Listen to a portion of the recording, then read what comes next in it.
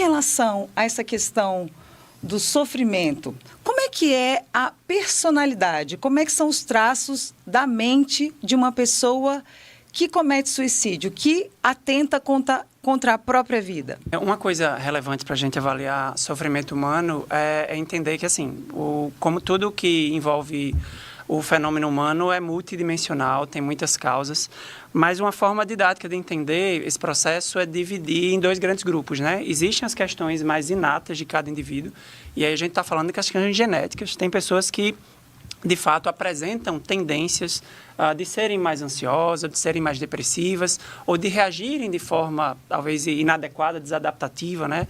De uma forma inadequada aos estresses da vida. E existe o ambiente, né? Que é todo o conjunto de experiências, de vivências que o indivíduo vive, né?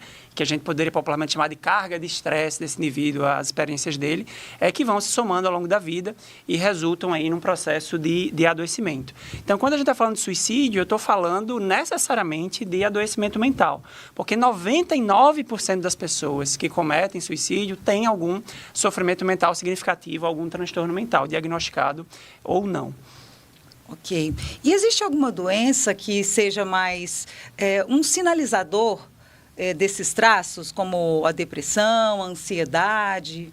Sim, a maioria, assim, a gente tem estatísticas sobre isso, assim, entre as pessoas vítimas de suicídio, a maioria delas vivenciava transtornos de humor, especialmente os estados depressivos, né, ou também transtorno bipolar, que a gente chama de estados mistos, que é uma mistura de depressão com outros sintomas dentro do transtorno bipolar, mas também você tem uma taxa significativa de suicídio entre pessoas com esquizofrenia e entre pessoas com problemas com o uso de substâncias, né, a dependência química, que chamamos formalmente de transtorno por uso de substância.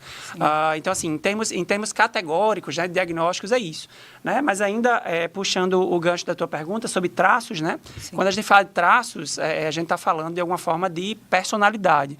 Quais são as características daquele indivíduo, características que ele tem desde a infância, adolescência, que colocam ele em risco. A gente também compreende isso muito bem.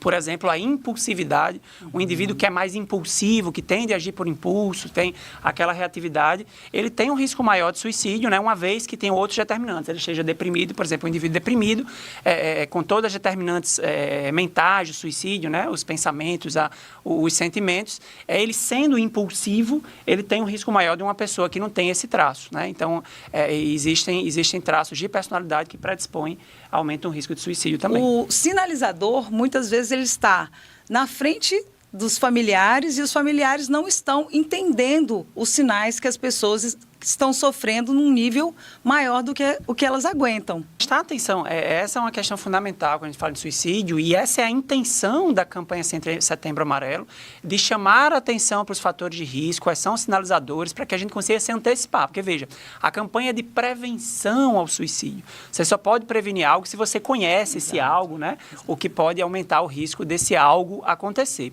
E quando a gente fala de suicídio, a gente tem fatores de risco muito bem estabelecidos, em relação ao indivíduo que esteja em sofrimento mental e fatores amplos até, questões socioeconômicas, né? Então, por exemplo, um fator muito bem conhecido, um fator de risco, é a questão de você ter um baixo nível, né? Assim podemos chamar de religiosidade ou espiritualidade. Excelente. Religiosidade e espiritualidade é uma dimensão importante da natureza humana e tem sido foco de interesse da comunidade científica, pesquisadores da área de saúde mental, porque, de fato, assim, nós temos evidências muito fortes, evidências científicas mesmo, vários estudos, do impacto positivo da religiosidade e espiritualidade como fator de proteção contra o suicídio e também de qualidade de vida, né? De outros aspectos de saúde mental. Então, um indivíduo que ele não tem, digamos assim, um nível mais elevado, né, de religiosidade ou espiritualidade, ele também está em risco, né? Existe um marcador de risco, aumenta bastante a chance de suicídio, uma vez que ele esteja no processo de adoecimento mental. Aí é um pormenor dos estudos sobre religiosidade e espiritualidade. Primeiro, a gente até diferenciar o conceito, né? Que muitas vezes é confundido. Religiosidade é o quanto você segue ou acredita em uma religião, né? O conceito de religião é mais fácil de ter em nossa cabeça. E espiritualidade tem a ver com o propósito de vida, né? Busca de sentido da vida. Veja que é fé, algo, né? A fé de uma forma mais ampla, né? Então, veja que a religiosidade, ela pode ser um meio para a espiritualidade, mas a espiritualidade não depende necessariamente da religiosidade para acontecer. E aí o caso clássico do indivíduo, que ele não se identifica com nenhuma das religiões conhecidas, né? Sim. Talvez ele nem acredite em Deus, né? Como a gente conhece nas religiões tradicionais, mas ele tem um bom nível de espiritualidade. Também pode ser medido com alguns instrumentos.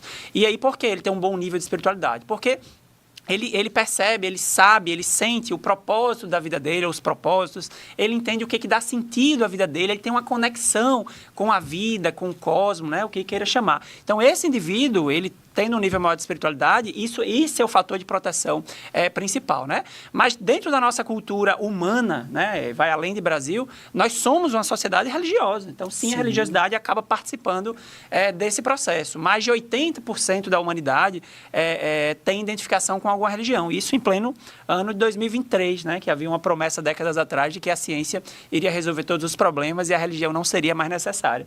Mas a espécie humana continua sendo bastante religiosa, né? Então, via de regra, costuma ser uma ajuda. Agora, existe o que chamamos do coping religioso negativo. Isso é um termo que se usa para dizer o quê? Quando o indivíduo se utiliza da religião, dos preceitos religiosos, né, para gerar dogmas, gerar ideias, gerar problemas na vida dele, né? Digamos assim, é o mau uso da religião, né? Então, isso também é estudado, é um tema bastante interessante. Mas, no geral, assim, a maioria dos casos, as pessoas que têm um bom nível de religiosidade, eles fazem o coping religioso positivo, né? Que é o uso positivo da religião. Estatisticamente, é isso que a gente tem. Principalmente entre os adolescentes, esses índices de suicídio, eles têm aumentado muito. O senhor pode comentar um pouquinho sobre esse aspecto de idade e sofrimento? Isso, esse é um aspecto bem importante. Assim, em termos de estatística oficial, em termos numéricos, vamos dizer, o que nos chama a atenção é um aumento substancial, na maioria dos países, dos casos de suicídio entre jovens. Só para vocês terem uma ideia, os dados mais atualizados que a gente tem, o suicídio é a quarta maior causa de morte entre jovens na faixa etária de 15 a 30 anos. Então, veja que isso é muito significativo, né?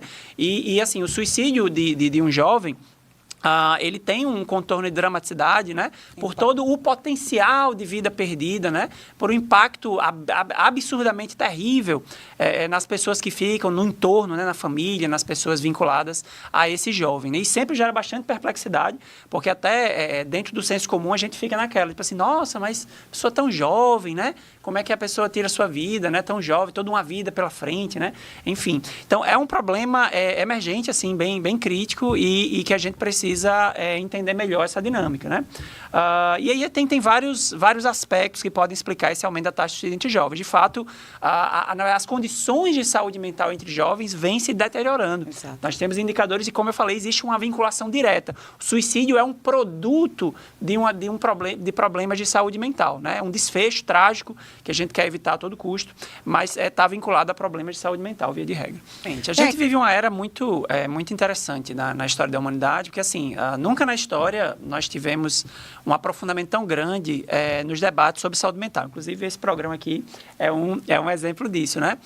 A gente tem, e aí, com o fenômeno das redes sociais, da tecnologia, né, relacionado às comunicações, a gente realmente tem conseguido fazer esse debate muito forte na área de saúde mental, a gente tem avançado no entendimento, e as pessoas, em geral, estão conhecendo mais, precisam conhecer ainda bastante, ainda tem muita, né, enfim, informações corretas sobre isso e tal, mas o avanço tem sido extraordinário. Mas também as condições ambientais, as condições para a saúde mental no mundo estão piorando, né? Sim, então, o nível de estresse, assim, tem coisas muito peculiares da nossa era que são muito deletérias para a saúde mental, né? A gente tem uma série de coisas que a gente simplesmente ainda está aprendendo como lidar, inclusive a tecnologia, use redes sociais, use tecnologia, tem muito claramente os dois aspectos, um aspecto muito positivo, mas um efeito colateral muito complicado quando você não utiliza corretamente. Então, assim, a gente está nessa coisa, né? As condições estão piores, mas também as oportunidades estão melhores, e aí esperamos que o produto final desse seja positivo aí ao longo do tempo. Então, e as questões sociais em relação a esse sofrimento? Porque muitas vezes as pessoas alegam problemas no trabalho, ou uma questão financeira, questão de relacionamento interpessoal, as pessoas que não aceitam um término de relacionamento, que cometem homicídio e depois, né, atentam contra a própria vida. Então, assim, me fala um pouquinho sobre essa questão do ambiente, que foi algo que você começou falando.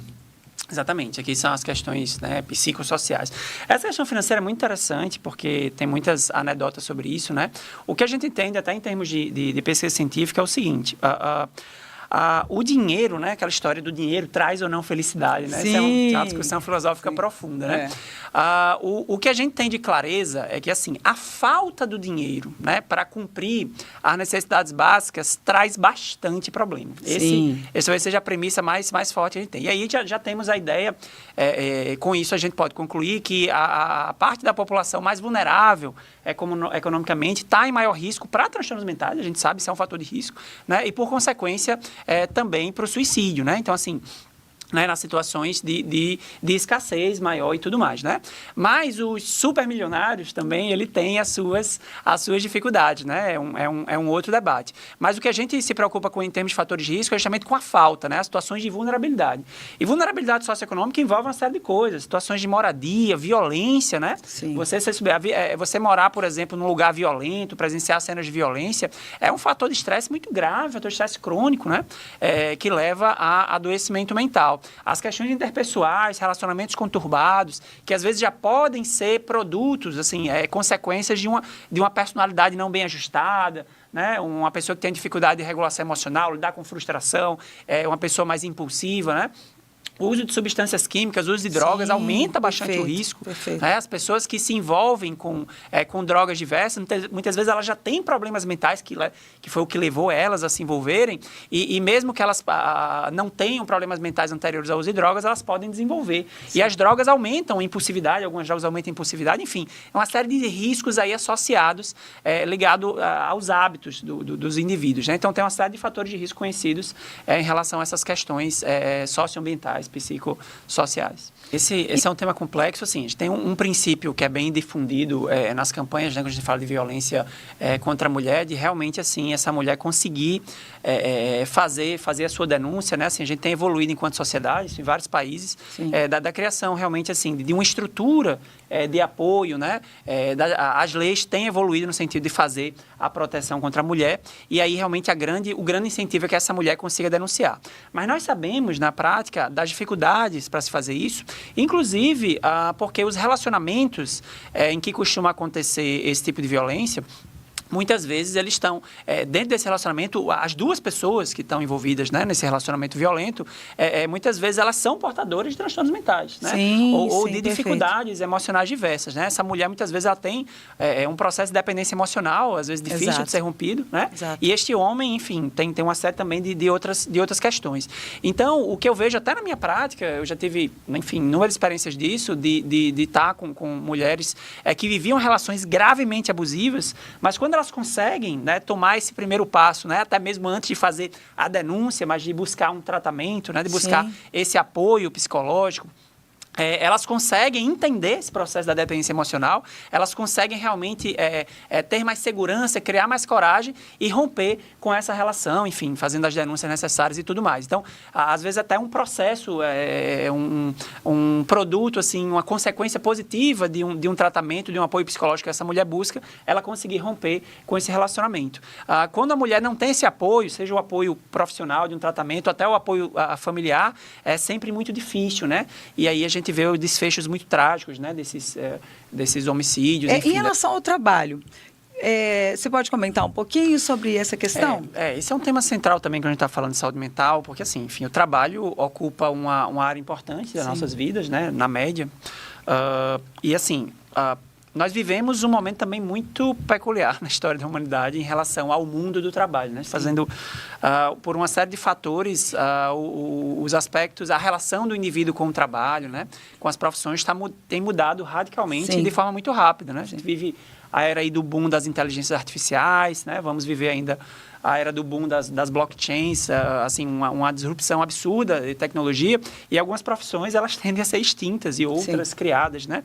E então, assim, as relações de trabalho, elas tendem a ser muito complexas porque temos ali seres humanos com Sim. suas dificuldades, até muitas vezes com seus adoecimentos, né, naquele agrupamento ali. Eu já tive oportunidade de trabalhar em diferentes órgãos, né, em diferentes cenários e pude observar com muita atenção como, às vezes, um processo de adoecimento coletivo, né, é trágico, assim, né, como você vê, às vezes, a pessoas quando elas estão trabalhando, assim, de forma insatisfeitas, né, com aquele trabalho. Sim. Elas não queriam estar ali, mas se sentem obrigadas, enfim, para questão de remuneração, não conseguem construir um plano alternativo de vida, né, e elas vão simplesmente ali disseminando a sua insatisfação, a sua raiva, às vezes até de forma não voluntária, né, mas gera Sim. uma toxicidade terrível, né.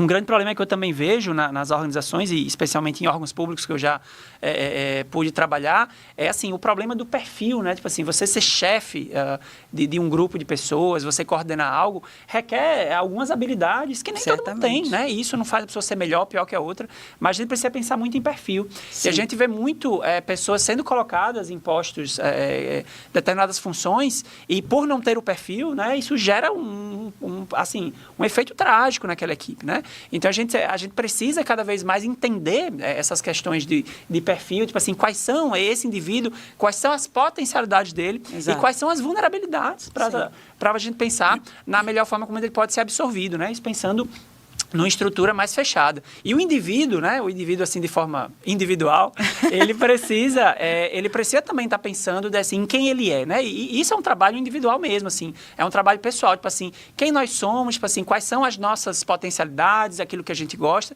porque a nossa escolha de carreira, né? Dentro das limitações normais do ambiente, da vida, mas precisam ser pautadas nisso, né? Uma multidão de pessoas vai fazendo escolhas ao longo da vida absolutamente inconscientes, alienadas, assim, desse verdadeiro propósito, né, de quem são, do que fariam melhor na vida, né? Então, assim, a gente tem muitos desafios, isso enquanto sociedade mesmo, amadurecer essas questões relacionadas ao trabalho. Uma palavra-chave quando a gente está falando, né, até em promoção da saúde mental, sim, é estilo de vida, né, uma expressão-chave.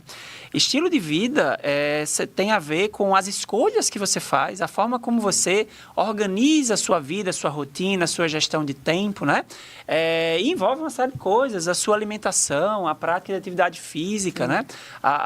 Realmente, assim, a consciência e o controle dos estresses, né? Tudo dentro daquilo que pode estar no seu controle, enfim. Então, às vezes, pequenas atitudes, mudanças simples no nosso dia a dia têm um impacto absurdo, né? Exato. E a gente, às vezes, preso dentro de uma rigidez mental, a gente, às vezes, vivendo uma situação de estresse, acontece muito. A impressão que dá é que as coisas não têm saída, não têm solução. É verdade. Né? E, na verdade, a gente sempre, absolutamente tudo, tem pelo menos duas formas de se interpretar, né? Então, se você está diante de uma situação em que você não está encontrando uma interpretação alternativa, algo está errado com você, porque sempre é possível a gente ter uma interpretação alternativa, um plano alternativo para qualquer tipo de problema. Esse é um treino que precisamos fazer.